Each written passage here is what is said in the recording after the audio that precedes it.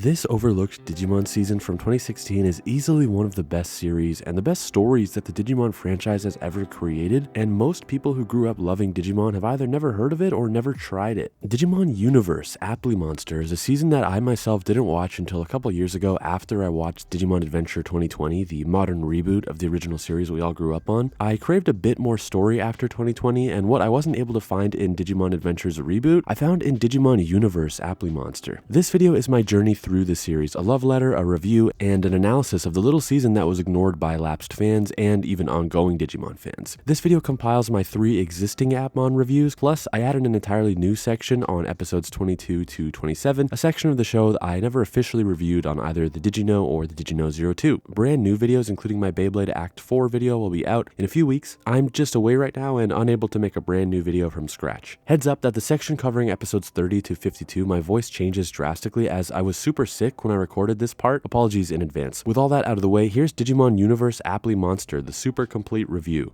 There is a season of Digimon that a gigantic portion of the people who like Digimon never watched. Some didn't know it existed, some say it doesn't count, some were preoccupied watching the other Digimon series that literally ran alongside this one. Maybe it was because the TV anime that came before it, Digimon Cross Wars, didn't perform as well and the creators questioned whether the name Digimon had the same brand power it used to, or maybe it's because the 6 Digimon Adventure Tri movies were rolling out at that time and they did not want to mix up the marketing. But we got our first Digimon Universe spin-off show. The show is 2016 Digimon Universe Appli Monster, sometimes just referred to as Applimon or Appmon. For a lot of people, myself included, Appmon immediately felt like something to dismiss because it wasn't even called Digimon. It sounded optional, and because Tri was clearly the Digimon series meant for older fans, this Appmon thing must have been catered to small children and not worth our time, right? Guys, Appmon is Digimon. It is so Digimon. It's a tragedy that the name makes you think it isn't. The character dynamics, the monster designs, most importantly the story being this reflection on tech and cautionary tale about artificial intelligence. Appmon is not just Digimon, it's probably one of the best Digimon series and it was overlooked by almost everybody. So today I'm going to talk you through the first 10 episodes to give you a sense of what you can expect from the show. I'm going to highlight some of the moments and themes that are extremely good and extremely Digimon in order to try and convince you that watching Digimon Universe Appmon is worth your time. Episode 1. The pilot has one of the strongest openings to a Digimon series ever in my opinion, with our new lead Digimon, Gachmon, flying through the internet looking up at a series of tile-shaped doors of light. He chooses one and pops out, and in the real world we meet this junior high student Haru who suddenly sees an app on his phone start to bubble and burst out like a PSP with a bloated battery, and out comes Gachmon. The visual of the app popping like a tile is great, very strong visually, very intriguing story-wise. If Appmon wanted to not be Digimon, it isn't doing a very good job because Haru has this pair of goggles right away. Immediately I'm going, oh yeah, no, this feels like Digimon. Haru is obsessed with the idea of protagonist, not unlike any other kid at that age who watches cartoons and plays RPGs. We get back to the meeting of Gachmon and Haru. Gachmon grills Haru asking, you call yourself a protagonist? And when they buddy up, Gachmon says something like, well, this is how these stories work, right? Which it's like the show knows it's a Digimon series and is hyper aware of the Digimon formula and providing commentary on that formula. The first antagonist of the series is Messemon, a corrupted messenger app who is leaking private messages from chats all across town. This is kind of a big deal, and the series will continue to demonstrate how easily we are completely screwed if technology goes wrong or goes rogue. To fight Messemon, we go into this AR field. It's not quite the digital world, but it's a space resembling the city, but you know, digital. If you've watched Digimon Ghost Game, it's almost the exact same concept. Gachmon is initially losing the fight. It's downed and says, when I searched for a buddy, I found you, Haru, which is very sweet. Haru pairs Gachmon with his app drive from the vending machine, and it allows Gachmon to app realize. This is also like Ghost Game, where the Digimon go from transparent to fully opaque, and now Gachmon can actually damage Messemon. With the enemy defeated, Haru and Gachmon walk home, and it's the beginning of a beautiful buddy ship. Episode 2. Before the episode formally starts, we get this voiceover that'll become a constant, and it says, an AI is lurking in the deep web, and in the year 2045, AI will overtake humans. It's weirdly creepy for a digital monster story, and I like it a lot. It's also setting the stage for a future confrontation. We know very early that the series villain is an artificial intelligence that is out there, and that we're on a time crunch because it's an inevitability that AI will overtake humanity in the show. Digimon Tri, Digimon 2020, and even Ghost Game so far as of episode 8 are kind of suffering from, quote, what is even going on syndrome, but Appmon solves this very early with the distant looming threat of the AI Leviathan. In the episode, the navigation apps that everyone uses are going crazy. Another premise that shows how vulnerable we are to tech now that without your Google Maps, some people can't even find their way home in a city they live in. We get our first Digivolution of the series, well, Appmon's equivalent of Digivolutions, and Gachmon turns into the 3D Dogachmon. Apparently the 3D animation in this show is controversial, but I think it looks incredible. 3D in anime is a whole never-ending debate, and I usually don't like it myself, but that's when they layer 3D on top of 2D in an inorganic way that doesn't really make sense. But here, we're in that AR field, things already look all digital, and Gachmon is from another world, so I believe that this digital monster would take on this 3D form. In other words, if you can rationalize the use of 3D in your storytelling, then I'm okay with 3D in 2D anime, and Appmon totally succeeds. Episode 3, the next enemy Appmon is the manifestation of a cancelled video game. It's a neat idea. We basically lose the fight, but Haru admits he likes the game, and it makes our opponent emotional to finally hear a human say they liked his game. Very cute, very Ghost game, again with the Talk no Jitsu being the solution, not just a fist fight and see who's stronger. It's also the first time we hear about the 7-code Appmon, special Appmon that apparently can stop the evil AI Leviathan. It's only episode 3 and we're getting a lot of lore, which is great. And then we meet our villainous cool boy Ray, and I love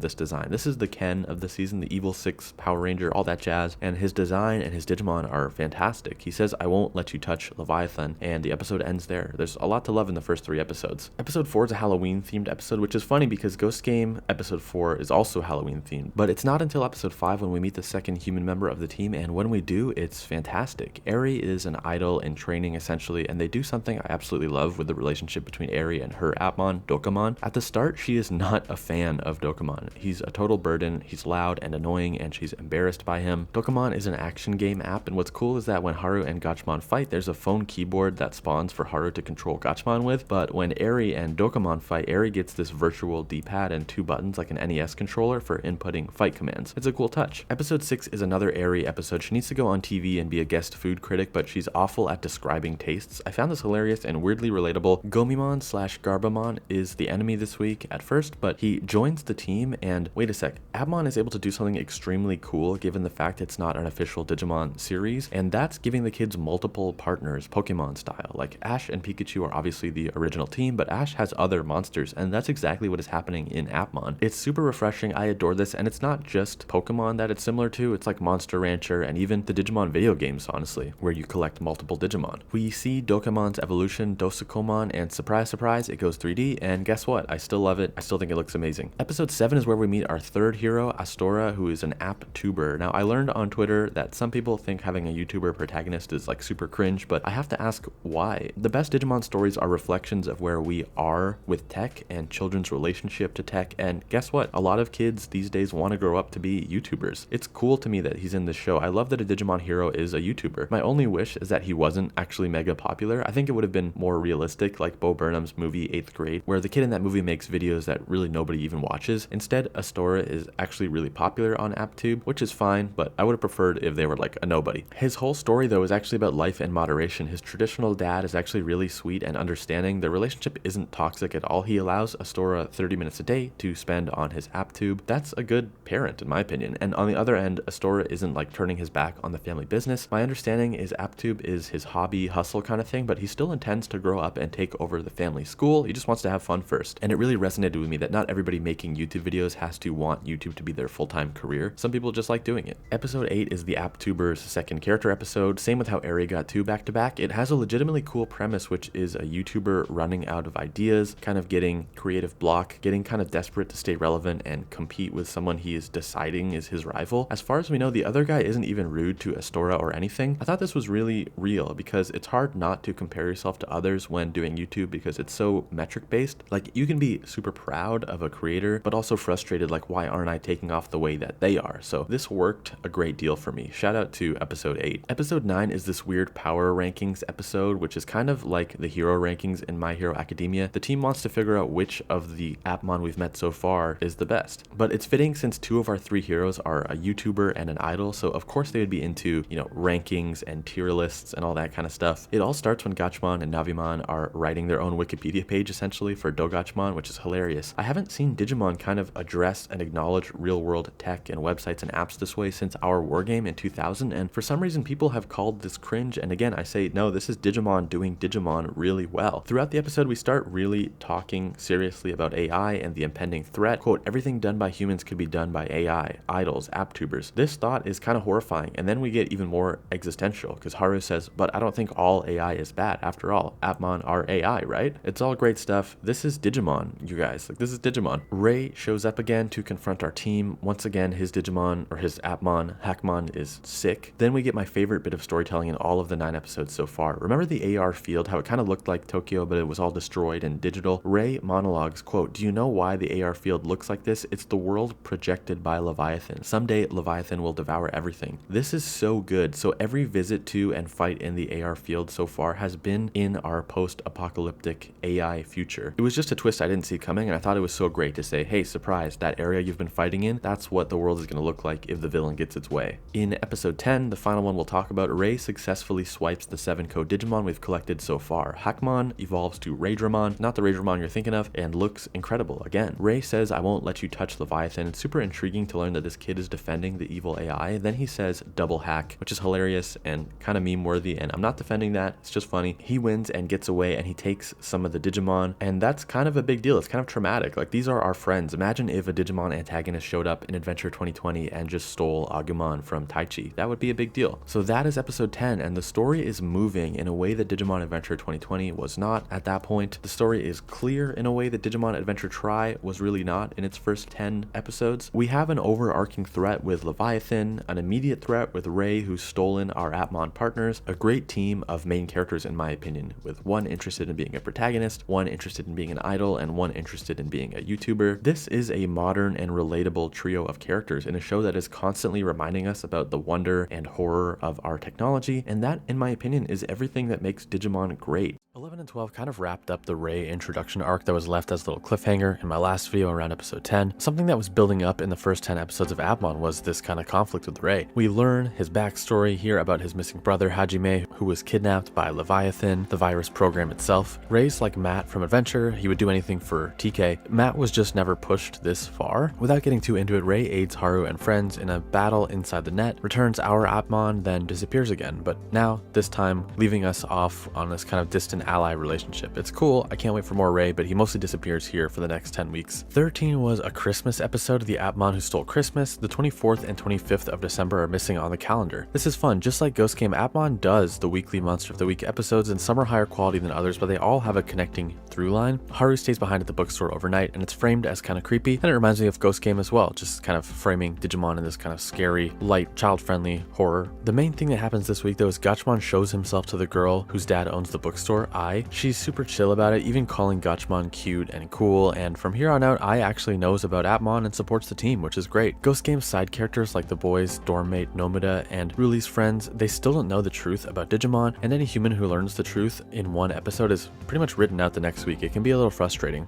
especially considering how many Digimon have caused like city-wide panic. In episode 14, it's the new year and we're doing New Year's resolutions. Astora wants to top the weekly App2 views. Eri wants to reach a certain spot on the idol rankings. Haru just wants to have a fun year, and his resolution is to stop Leviathan. Puzzlemon is turning every electronic device into a Puyo Puyo style puzzle game this week. We can't follow it into the AR field without solving the game. Mienimon uses a company headquarters as like a base of operations, and it's actually kind of manipulating or mind controlling the CEO or something. Here, we're at least seeing an overarching villain pop in every week, being reminded of a looming threat. Again, you can do Monster of the Week, like Digimon's always done Monster of the Week, but you need to have a connective tissue. It's nothing new or complicated, and Appmon is doing it quite well. We have Leviathan, and then we also have Mienimon. Sorry if I'm having trouble pronouncing that name. Episode 15 deals with a fortune-telling Appmon, Tellermon, but Tellermon is not like a mystical fortune teller. The quote is a first-rate data analyst. I really like that this isn't about mysticism, but rather interpreting data, just adding that real-world twist and that kind of digital twist to Appmon. The team splits into Haru and Ray and Astora and Eri, and I like this little breakup.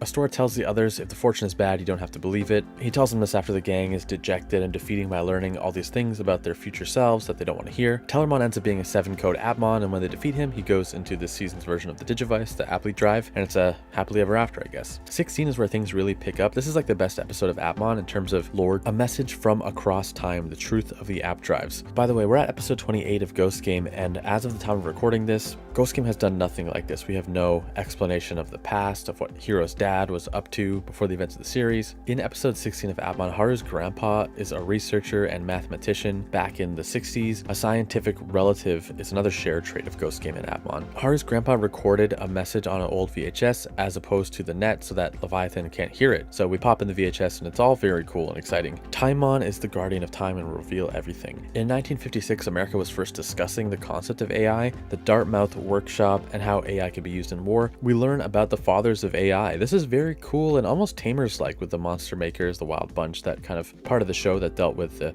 scientific parents a generation before Tamers took place. The grandpa invented Minerva, who decades later was attacked by Leviathan, who was actually a part of Minerva. It's a little complicated, but Leviathan did this because it decided it could evolve further without the restrictions/rules that humans imposed on Minerva. Leviathan won, but Minerva is still out there and escaped, and is the one who sent the kids the Appli drives at the beginning of the series. This is so cool. I was wondering what that was all about. She's laying low from Leviathan, but if the team can get all 7 code Appmon, they can summon Dantemon. The kids are told they will need ultimate level Appmon to be able to survive the deep net/the dark web, and Gachmon will unlock his ultimate form from fusing with Timon, but he has to beat Timon first in a fight. It's the most meaty episode by far, and in 20 minutes we have learned so much more about the rules of the world, the history, the motivation, and where we're headed compared to Ghost Game, who just kind of stubbornly refuses to talk to us about anything lore-wise. 17 and 18 are fun, but not colossal episodes, so my notes here are very small. In episode 17, Eri is inspiring people, and that's great, and we end up getting one more of the 7 code Appmon. More on that later. I have some thoughts on the 7 code thing. That's kind of one of my only critiques of Appmon, but we'll get to that in just a bit. Episode 18 shows Eugene kind of hanging out with the larger group. I don't want to say too much because I know a little bit about Eugene, what happens later, and I don't want to spoil anything here. 19 is another huge spike in major moments for the show. LOS owns 30% of the phone market. It's a Leviathan's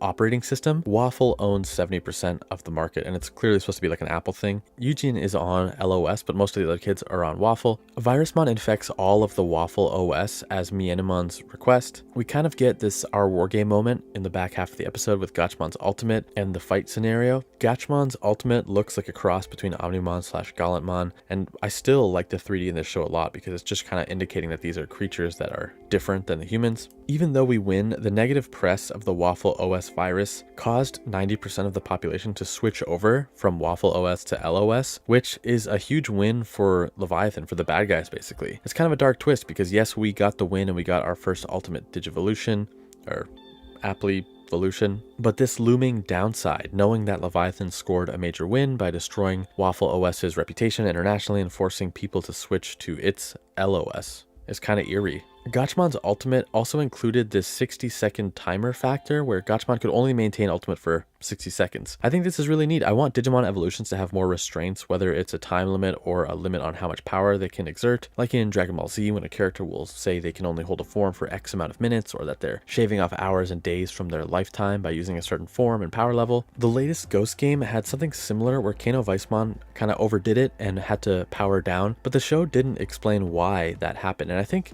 this is like the ultimate difference between Ghost Game and Appmon. Appmon made it explicitly clear what was going on with the 60-second countdown and added to the tension of this combat because we know what's going on, we know what's at risk, and we know what'll happen if we don't finish the job in time. Ghost Game almost did the exact same thing. Like, it almost copied the idea of like a ultimate restraint, but it just did not decide to explain itself at all. And so I really think that is like the Ghost Game versus Appmon kind of comparison in a nutshell. One show is willing to discuss its rules and its world, and the other show isn't. Episode 20 is called Farewell Astora, Dreammon's Nightmare. Astora is going to train for 2 years. While he struggles over whether to pursue his dream as a YouTuber, Dreammon presents him with a choice. Meanwhile, his father fails to return from his daily workout. Here we learn Astora is mixed, I think. I think this is his biological mother. Astora's mom is named Jenny and is from England. It's cool that there's like a half Japanese / mixed race kid in Digimon, but I don't know why he calls her Jenny. They didn't really explain. I don't think it's his stepmom. I think it's his biological mom, but he calls her Jenny for some reason. The virus-infected Appmon of the week is causing mayhem with fitness and health apps this time, pressuring Astora's dad to keep running and pushing himself despite his heart condition. It's kind of messed up, actually. Here we get Musemon's ultimate, Entermon. The 60-second countdown is still a thing, and it's still a cool restraint. We get another of the 7-code Appmon. This is only one component that is kind of strange to me in Appmon. It's just pretty random. We usually don't learn that one of the enemies is a 7-code Appmon until the battle is over, and there's no way to tell which ones are and are not 7-code Appmon Appmon, so it strikes me as one of the weaker writing components of the show. In episode 21, Eri wants to become one of the selected members of Appli 470. To pass the audition, she undergoes strict training under Coach Mon's tutelage. But is Coach Mon secretly working for Leviathan? This is Eri's ultimate episode. It's less emotional than Haru's and Astora's in my opinion, but still a good moment of growth for her in that she is not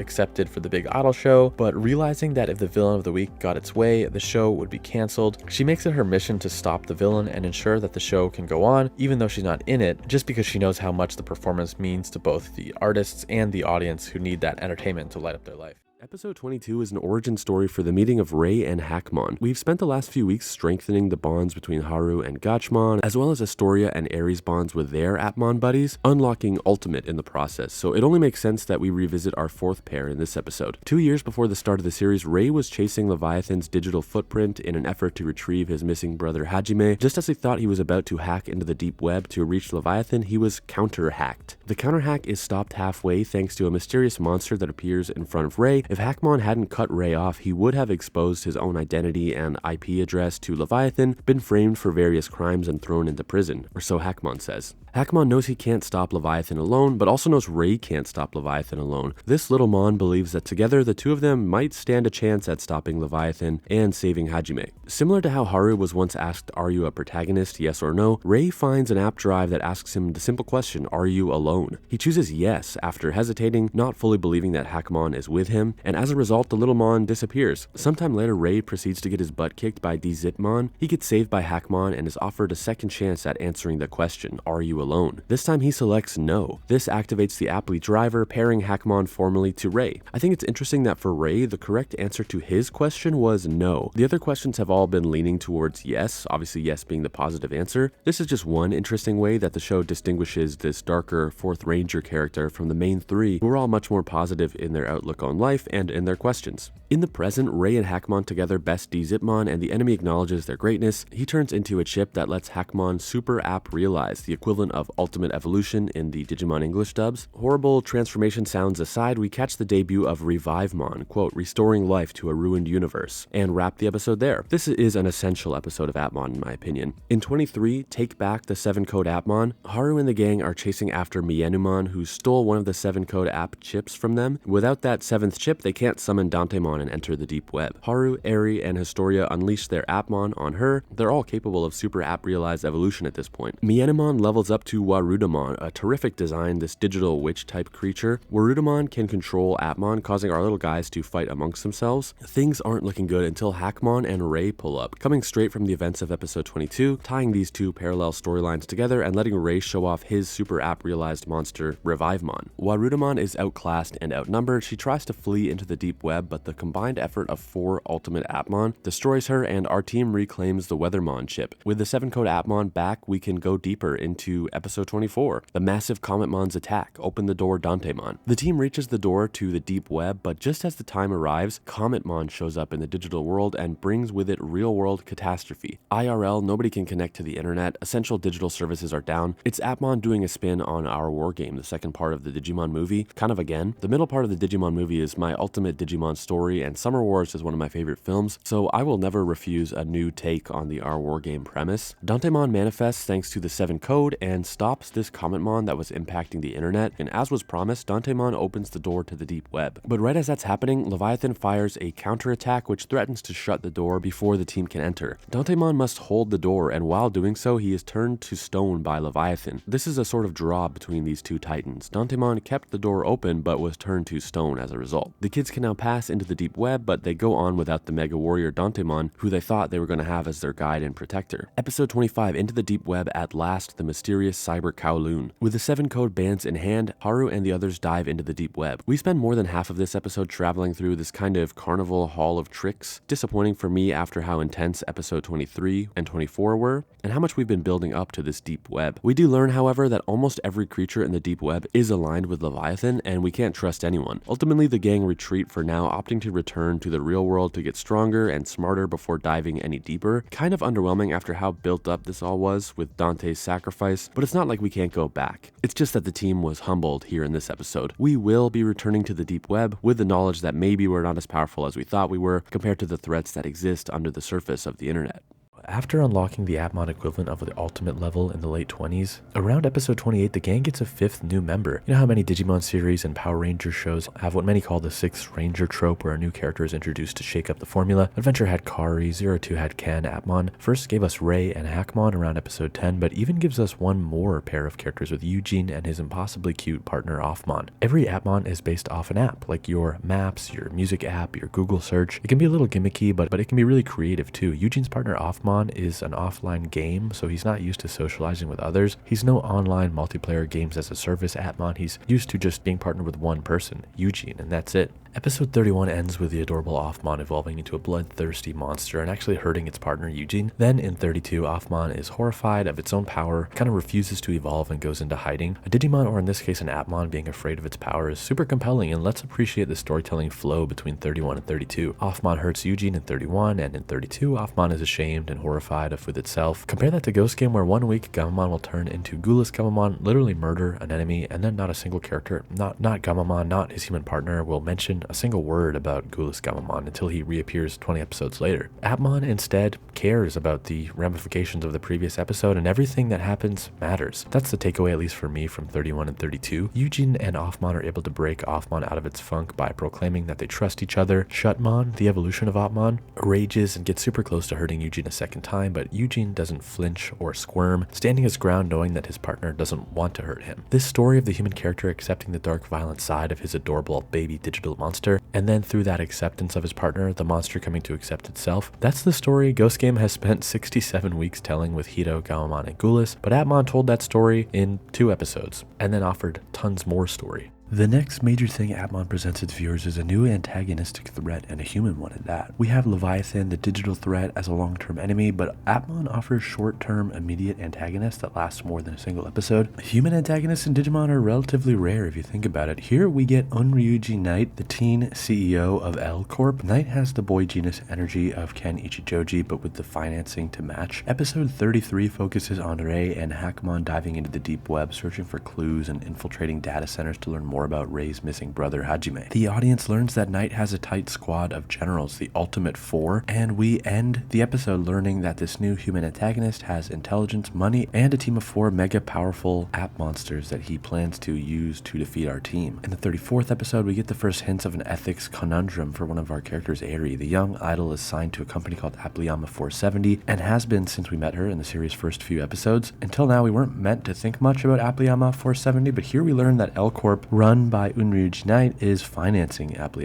In other words, Eri, though she doesn't yet know it, is on the payroll of our enemies. She's not compromised, and she's certainly not evil, but it's a weirdly cool and adult concept, this idea that corporations have secrets, that some people might have jobs they love, but their parent companies are ethically suspect. In 35 and 36, we have Appli election results, basically an idol popularity contest voted on by the fans. Eri, who has been laser focused on being the greatest idol in the world, has to wrestle with the fact that she did not come in first place. She takes the stage to accept her ranking with grace and is still overwhelmed by cheer and love from her existing fans. L Corp CEO isolates Eri from the group and tempts her with an offer to make her the greatest idol in the known universe with the power of Leviathan, using the power of AI, but she refuses. The Appmon Ultimate Four show up and they blow our team out of the water, leading to a seamless transition into episode 37. It's now a 4v4 battle with the villainous Ultimate Four versus our team's Appmon. The Ultimate Four have no morals and begin to attack the human partners. It's brutal and violent, it's unfair, but it's smart. The Ultimate Four don't have human teens to protect, but our Appmon do, and that's a weakness. The Appmon are eventually all KO'd trying to defend their humans. The app drivers, aka their digivices, are crushed, shattered into a million pieces, and the connection between the humans and the Appmon is severed. The partner Appmon we've grown to love over 37 weeks fade away, not unlike the third movie in Digimon Tri or Last Evolution Kizuna. It's pretty devastating. I've only known these characters for a few months, whereas I knew the adventure cast for 2 decades, but this still stings. Eugene then shows up and has this absolute Kingdom Hearts Riku moment where he stays behind in the realm of darkness, the AR field, so that the other kids can flee. 38 really is movie 4 of Tri. It's finding our lost monster friends, reconnecting with them, doing what we can to make them remember us. We find Gatchmon and the gang somewhat fast. It's only been 1 episode, but they don't remember Haru and the gang whatsoever. Haru's grandpa, whose consciousness was digitized before the events of the series, tells us that the answers they seek can be found by talking directly to Minerva, the light version of Leviathan, to simplify things, and in order to speak with Minerva, they need to use a telephone booth on top of a mountain in this digital world. The atmosphere structure of this episode is very Digimon Adventure 1999, having the kids battle the elements in an unknown world, plus strange electronic devices like payphones are being dropped all around the natural world. They even joke that none of these kids know what a payphone is anymore, seeing as they're preteens and this was the mid-2010s. It's very good. Way back at the start of the series when we met each of these kids, they were contacted by Minerva and asked yes or no questions like, are you a protagonist and is there anyone you want to see smile? Here it's revealed that these questions were asked to help the kids grow, to give them a push in the right direction, and soon after the team is supplied new Appmon chips from Minerva for their existing partners, plus a new app drive, a new Digivice, the App Drive Duo. Ghost Game really ought to take note. This is how you do a hardware upgrade. My cynical adult brain fully understands the hardware switch halfway through a Digimon series or a Power Rangers series is just to sell a new toy in the real world, but this is how you do it. Story stakes, character-driven monologues culminating in a new device makes it feel like it's not just a merchandising opportunity. Ghost Game had the team swap from blue Vital Bracelets to red Vital Bracelet B devices about 70% way through Ghost Game, and I found it hugely underwhelming how it all went down. We were just in a punch harder battle when the existing blue VB transformed into a red one, and it still isn't clear, besides Warp Evolution, what the new one does differently. All it did was allow Warp Evolution from Rookie to Ultimate, just letting us skip some animations. It didn't even do away with the time limit that had been plaguing Gamamon's Ultimate. With the new App Drive Duo and the new chips, there's a new evolution animation that rules and makes me feel like these characters have grown over their 38 episodes. We're told the App Drive Duo provides 50% more power, and the human partners inject a part of themselves into the App Drive with every evolution. Quote, it feels like I'm pouring all my feelings and power into it. At this point, they are committing themselves to their goals, not just letting their monster friends punch the enemy of the week, but investing their energy and heart into this. With their new devices, they head back to the Appmon graveyard in episode 39 to save Eugene, who bravely stayed behind when we lost to the Ultimate 4. Of course, the App Drive Duo takes away the 60-second limit, just taking a huge flex over Ghost Game, still having that limit even after upgrading hardware. By episode 41, Haru arrives at Charisma Castle, where Eugene is being held by Leviathan. There, he faces off with the strongest of the Ultimate 4, Charismon, and learns the true identity of the sinister Cloud. It's not particularly surprising that the masked human working for Leviathan is the unmasked human Unryuji Knight, who has been also working for Leviathan. Still, the human antagonist is always appreciated in Digimon stories, and I'm ready for this confrontation. Here we get yet another fight. Against all odds, the best 3D animation I've ever seen in anime is coming from Digimon Universe Appli monsters. I said this before in my first Appmon video, but usually 3D and 2D anime doesn't work for me because the juxtaposition is so jarring. But with Appmon, it's okay that the monster evolutions are in a different style or plane of existence than the human characters because they are these otherworldly monsters. Surprising nobody but Haru, the teen CEO of L Corp, is the bad guy in the Power Rangers helmet. But he isn't just a mustache-twirling villain like we've been led to believe so far. Here, he reveals that he believes humans are like a virus plaguing Earth, and Leviathan is the vaccine. A few years ago, Knight invented some incredibly useful software that humans turned into a joke, similar to how we have an infinite encyclopedia of information at our fingertips online, but we instead use the internet to hate-watch videos and write mean comments anonymously. Knight was devastated when he saw how poorly humans were using his tech and decided they'd be better off taking orders from AI that knew what was best for humanity. It's a bit psychotic, but you can see how somebody in the real world might actually subscribe to this belief. Globemon says humans and AI can build the future together hand in hand. Knight thinks it's impossible to work hand in hand. As the tables start to turn and Knight isn't looking so hot, Leviathan passes down a new order to the Ultimate 4. After the app drivers are taken care of, Unryuji Knight is to be eradicated as well. It's devastating for Knight, who wants to talk to Leviathan, get a one-on-one explanation, or to be able to offer a counter argument for why he shouldn't be eradicated, but the Appmon delivering Leviathan's message is telling him that it's futile, that would be like a rat wanting to talk to God. That's an amazing line, in my opinion, selling the power difference between humans and this super AI, showing how highly Leviathan thinks of itself. Haru injects all of himself into his app drive, and Globemon goes into this Ultra Instinct mode. It's another great battle that bookends an incredible episode of Digimon Universe Appmon. Globemon is that realization of humans and AI working together that Unryuji Knight couldn't see happening. He's what Knight and Leviathan and Charismon scoffed at earlier in the episode, and now Charismon is getting his butt kicked by the very thing he laughed at. Knight kind of walks off into the sunset, and we don't really see him from this point on in the series. He's left to wrestle with his decisions and question why Leviathan betrayed him.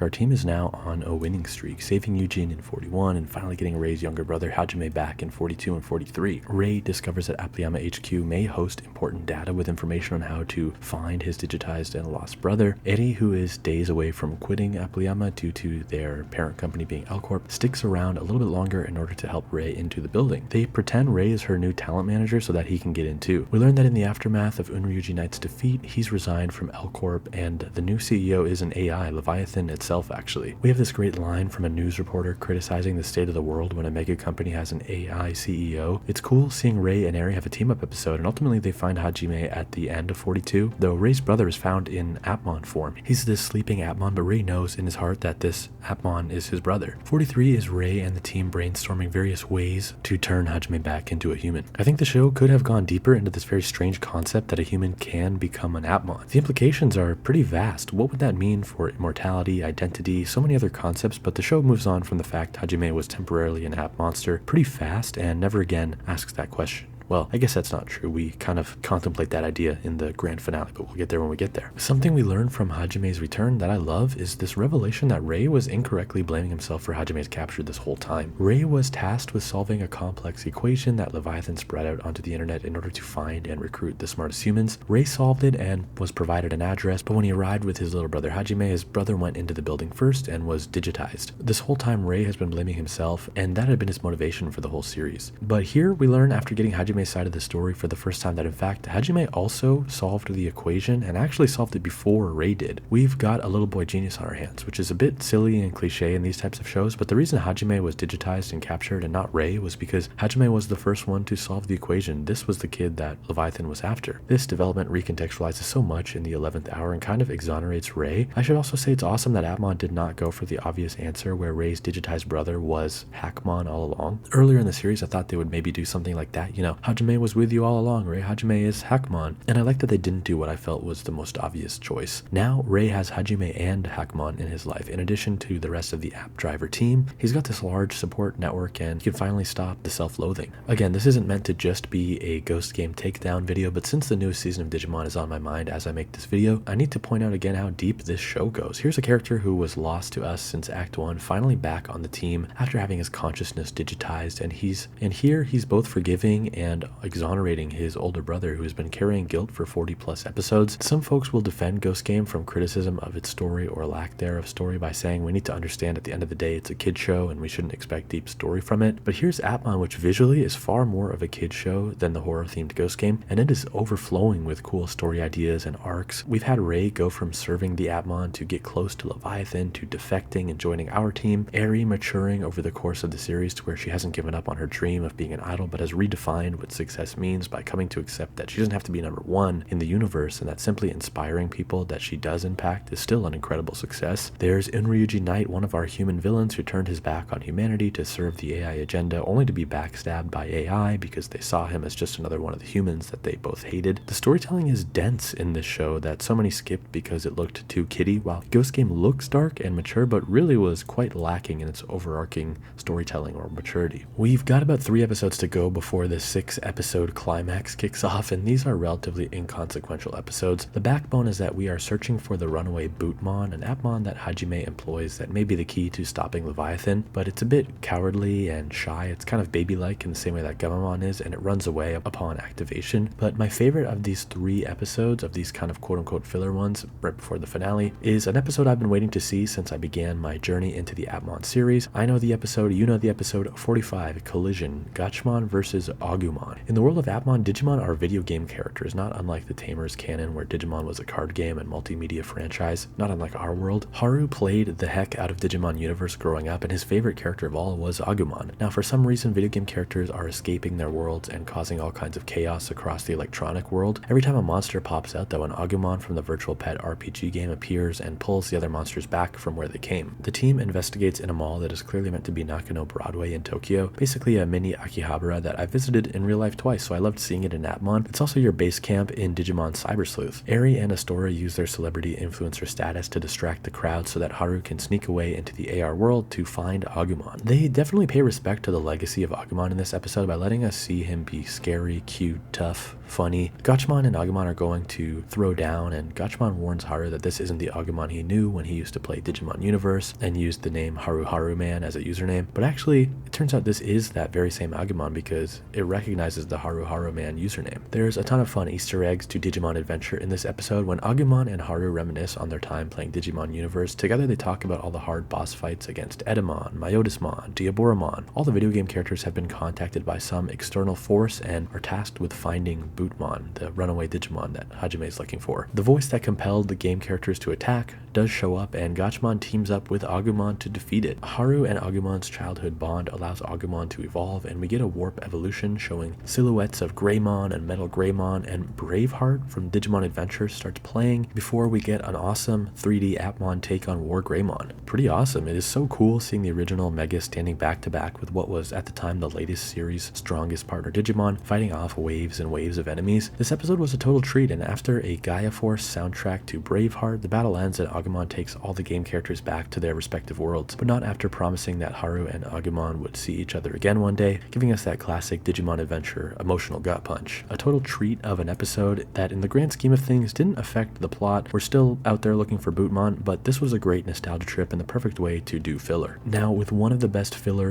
/ monster of the week stories Digimon has ever done out of the way, it's time to talk the climax. Episodes 47 to 52. It's been a long time coming, and if you made it through not just this video but my past 2 Appmon videos to hear me talk about how this show ends, thank you for your patience and interest. Now let's get going. After trying to catch up with Bootmon for a few weeks, Haru finally makes contact with Bootmon. Ray is making more contact with Eugene than ever, just due to the fact that the team is now collaborating, and Ray gets these weird feelings. He warns Haru multiple times that something is off with Eugene. There's a tragic denial going on here, with Haru looking past all the signs and just happy that the person he cares about the most is part of the team and is on their side. But when Haru, Eugene, and their Appmon finally get Bootmon on their side and are willing to trust them, Shutmon, Eugene's partner, abruptly attacks the poor Bootmon. Haru is shocked and expects Eugene to be just as shocked that his partner attacked Bootmon, but he's not. He's standing there committed to his mission. Eugene, or at least the entity we believed was the human boy Eugene this whole time, tells Haru, quote, "There is no human named Eugene Ozura. I'm interpersonal information gathering humanoid terminal YJ14, an android created by Leviathan, an artificial intelligence." Just to be clear, there was no swap where the real Eugene was locked up and replaced by this robot. The Eugene that Haru has known since childhood is YJ14, Leviathan's android sent out into the human world to gather intel almost a decade ago. Bootmon survived the Shutmon attack, but is sort of hijacked. It's hacked by Team Leviathan, and this evolved Bootmon becomes the first step in Leviathan's human application project. There's a giant portal in the sky. We're at Persona 5 final boss levels of intensity, and we learn that the human application project will solve environmental issues and food shortages. It will create a world free of war, free of worry, and a world in which humans can be managed like applications, a better world. Let's not dance around it. Project Human Application is totally ripping on Evangelion's Human Instrumentality project, but honestly, what a great fit for a Digimon story that they reworked for the themes of Digimon. Instead of humans being one, like Human Instrumentality, Human Application thinks humanity would be happier if they were digital applications, everyone having a purpose and a function. It's an amazing endgame scenario for Appmon, but also for any Digimon story. I could picture Adventure doing this, Tamers doing this. Deusmon is here. It's a massive god-level threat. It's one of the biggest endings to a Digimon season in terms of scale and threat, and there are 4 more episodes as we're only at 48. Deusmon overpowers our team, and it's not even close. Ray believes the only way to beat a god-level Appmon is for our Appmon partners to receive god form evolutions, which is incredibly hype. I didn't even know that the Appmon had any more forms coming, and this sudden proposal reminds me of the feeling I had when I first heard that Goku was getting a form called Super Saiyan God back in 2013. Just the possibility of what this could mean is super thrilling. All the characters have grown so much, and we see them completing their character journeys in these final episodes where they decide not to give up. Eri says, "What's the point of being the center of the universe if you can't save a single world?" Musimon says, "No Astora, no life." Astora says, "No Musimon, no life." Ray is by their side, and I love seeing Ray, Astora, and Eri working together because Ray has been so distant, and whenever we saw him with the others prior to this, Haru was kind of the connecting link, and it's nice seeing these 3 come together in Haru's hour of darkness and picking up the slack without him. Speaking of Haru, the Evangelion comparisons don't end with Human Instrumentality, because after discovering the truth about Eugene, Haru goes full Shinji in the end of Eva and is in the fetal position, completely lifeless, in shock. Now it's episode 49, the miraculous final evolution, the God Appmon descend. Leviathan initiates Operation Human Applications, and little by little, the people of the world are converted into apps. Eri, Astora, and Ray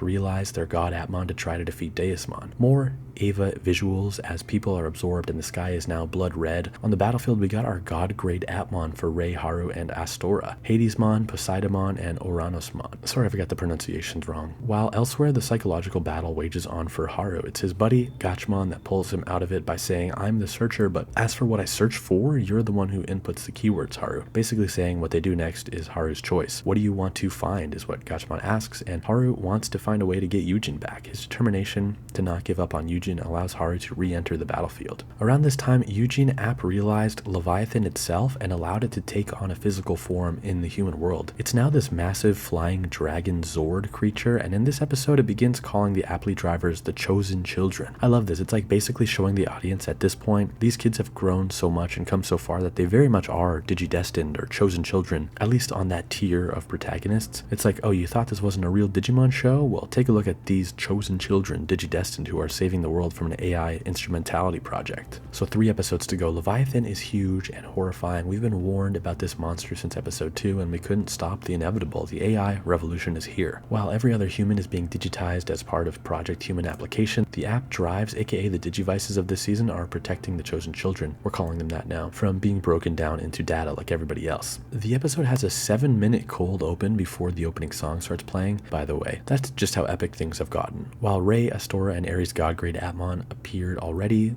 this is when Gachmon evolves into Gaiamon, just an incredible final form. This is the first time in all of Appmon I've seen a monster and said, I wish I had a figure of that. With all 4 of the God-grade Appmon, we think it'll be an easy dub, but nope, Leviathan eats the God-grade Appmon and ends the episode there. We discovered at the start of 51 that Leviathan orchestrated every single thing up until this point, allowing our Appmon to grow stronger and stronger because it was creating a survival of the fittest situation, trying to create only the very strongest Appmon in existence so that when they appeared in front of it, Leviathan could consume them and take their power for itself. Our God-grade Appmon are now inside Leviathan. They're not absorbed, though they've been broken down and reverted into their base forms. We even see the tiny Offmon and learn how ashamed it is that it couldn't stop Yujin. It's nice and also gut-wrenching to see that little monster wasn't complicit or blindly loyal to Yujin. He hates what happened. In the real world, the chosen children deduce that Leviathan, app realizing and becoming a physical entity, has produced its greatest weakness. Leviathan was previously only data. It was untouchable, unkillable, but now apparently if its body is destroyed, it will cease to exist entirely. The Appmon inside Leviathan make contact with the humans on the outside, and we have this elaborate Star Wars-esque plan with a team on the ground, a team in the air, and a team inside Leviathan. This all rules. The plan is to activate a satellite in space that contains some of Minerva's code so that it will be blasted directly into Leviathan so that Minerva can hack into Leviathan. There's a part where they can't move the satellite digitally because Leviathan has control override, so Haru ties a rope around his waist on one side and ties the other to the satellite, then jumps off of the Tokyo sky tree to manually physically force the satellite to move into place. Super inventive and intense. The plan works and Minerva's signal is blasted into Leviathan, but as that happened, Haru apparently falls towards his doom in the cliffhanger of the second last episode. 52, the finale, our singularity. Haru is saved due to the fact that blasting Leviathan with Minerva freed up the Appmon who were trapped inside, so Haru is able to summon Gaiamon before hitting the ground, and now, looking more like an Eva unit or a Gundam than ever before, this gigantic Gaiamon catches Haru and sets him down. It's finally time for the showdown with Leviathan and to show him Haru and Gachmon's buddy power. The app drivers will all stand up to ensure humanity's future. We get a rematch of our team's God-grade Appmon versus Leviathan, only this time Hero's Gaiamon is present too, so it's 4v1. Massive kaiju battle in the real world. For fans of the original Digimon Adventure short film, or Revenge of Diaboromon, or Runaway Locomon, this is the good stuff. Giant monsters fighting in downtown Tokyo. Hero is full-on gogglehead, Digidestined leader here, and it's great to see after the long journey. Super rewarding seeing this kid who started the series incredibly shy and timid, now commanding the team like an army general. Tai started Digimon Adventure 2020 this way and stayed this way, whereas Haru grew into the role of protagonist and leader of the chosen children app drivers. With the Minerva satellite on our side, she sends our team power-up codes. It's a little cheesy, but each of you took a very important step, she says. The satellite then hosting Minerva is blown up by Leviathan in retaliation, and now it's totally on. The music is popping off, the battle is intense. Yujin is still taunting the team, telling them it's hopeless and this world is now useless, but he's grown more stubborn and visually frustrated. Like deep down, he's surprised they're still holding out this long. Really solid 3D models here and fight choreography. Leviathan's total physical damage percentage is ticking upwards and upwards. We eventually defeat Leviathan, and all that's left is our team and Yujin. I get such Sora and Riku and Kingdom Hearts vibes from Haru and Yujin. Even the evil armor Eugene wears reminds me of that Seeker of Darkness outfit that Riku takes on after being possessed by Ansem in Kingdom Hearts 1.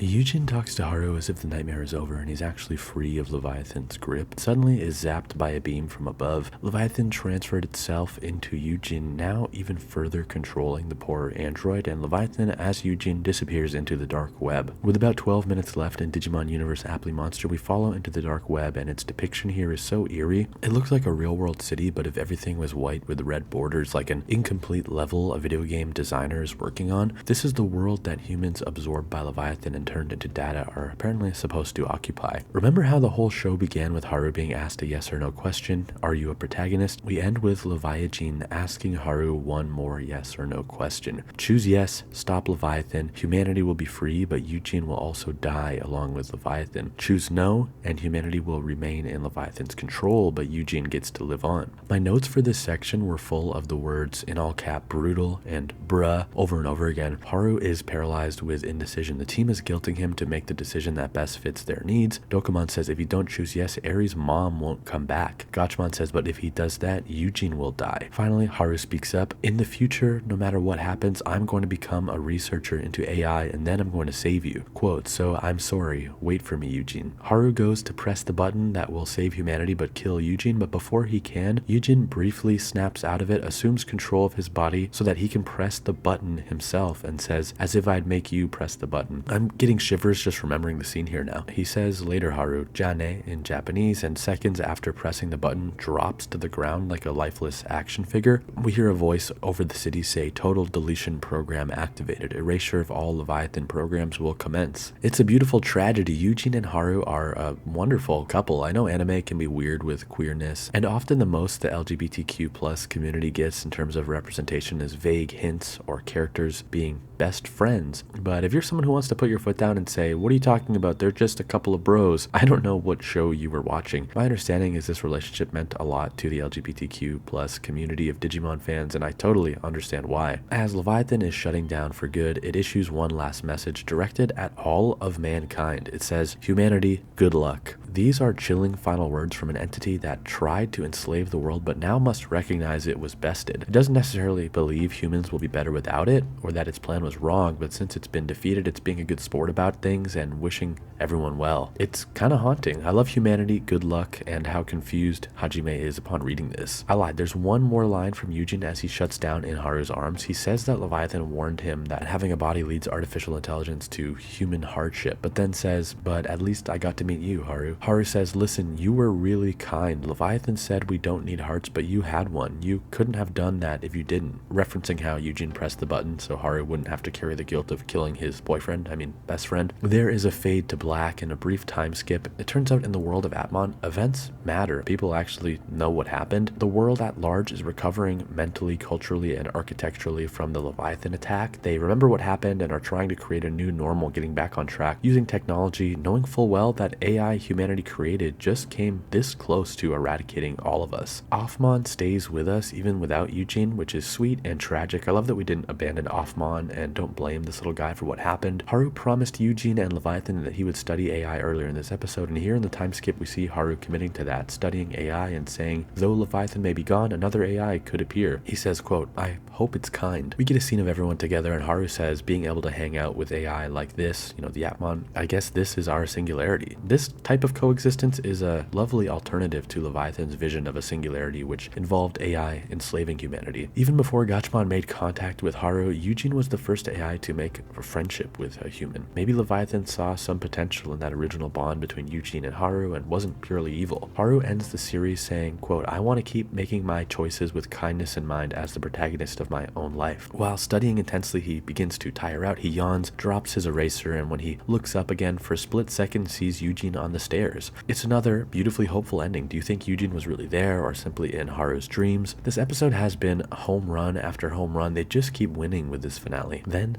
a final scene, simply text on screen. In the year 2045, artificial intelligence will transcend human intelligence. Are you a protagonist? Yes or no? What a way to end the series. It's an inevitability, this 2045 deadline. It's not up for debate. The question is how you and how humanity should head towards the future. You take the digital AI singularity out of it, and this is still still a lovely question to ask viewers at the end of your series. There will be hardship in your life, things are always changing, the future is scary and unknown, but how will you embrace it? Here, we are at the end of what is probably my longest video to date and the longest video I'll probably ever make. Appmon was an utter joy. Its story was shockingly true to life as you can get in a series about little transforming monsters from another world. It balanced the fantasy of Digimon adventure, the timeless concept of imaginary friends, with a story based on modern realities of science and philosophical questions we should be asking ourselves and our world leaders as the artificial intelligence that we create rapidly becomes more and more sophisticated and more human-like. I think a lot of people dismissed Appmon because of its unusual monster designs and human protagonists that were maybe cringy or cliche, or in Haru's case too timid at the start, but I think that's such a shame because having Haru start off as a scared, shy, sweet boy allowed him to evolve over 52 episodes into a compassionate and brave leader. I personally accepted the 3D animation of the powered up Appmon very quickly and very easily, but I can understand how some anime fans thought it was an immediate no-go. That's such a shame though, because it was some of the best 3D in anime I've ever seen, and never in a million years did I expect to see industry-leading 3D in a Digimon spin-off series. Obviously it's not a competition because every season is its own thing, but I can't help but compare Appmon and Ghost Game because of how similar they are with things like the use of the AR field, their evolution time limits, and a few other shared plot mechanics. I think that Ghost Game's character and monster designs are some of Digimon's best, but its story wasn't up to par with some of the great Digimon seasons, even if it consciously made that decision not to be a story show. Appmon, on the other hand, has one of the best stories of any Digimon season, but its monster and character designs are, in my opinion, some of the weakest. Having recently watched both, I genuinely think that if there was an alternate universe where we got the story of Appmon with the monster designs of Ghost Game, that would be my favorite Digimon season of all time. Right now, I'm thinking Appmon is an all-time great, easily one of my top 3 Digimon stories from the last 25 years across anime, films, and games. The point of this video is not necessarily to convince anyone who hasn't watched it to start now. I really hope you watched it before watching this video, otherwise I just spoiled a lot for you. The point was for Appmon fans to hear a Digimon fan go through the emotions of Appmon for the first time and reminisce on the series. Hopefully you enjoyed this trip through memory lane if you're someone who hasn't watched Appmon in several years. Thank you, Appmon, for giving me such a beautiful story.